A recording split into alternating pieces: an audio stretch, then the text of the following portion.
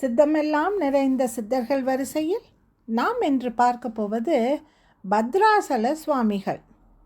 இவருடைய பூர்வாசரம் விவரங்கள் எதுவும் தெரியவில்லை. அண்ணாமலையார் திருக்கோயிலுக்கு முன்பு இருக்கும் தேரடிதான் இவரது இருப்பிடம்.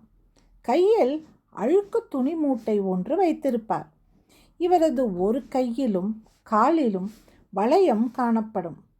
தேரடியில் அமர்ந்திருக்கிற போது குனிந்து மணலில் தம் கைவிரல்களால் எதையாவது எழுதி கொண்டு இருப்பார்.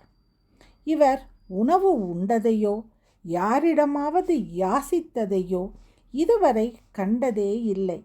தமக்கு வேண்டிய உணவுக்கும் உடைக்கும் இவர் யார் தயவையும் நாடியது இல்லை.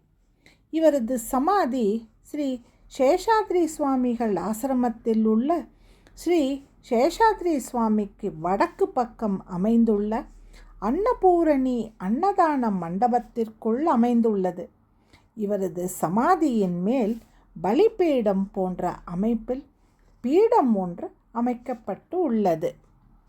மீண்டும் நாளை இன்னொரு சித்தரை நாம் தரிசிக்கலாம். நன்றி, வணக்கம்.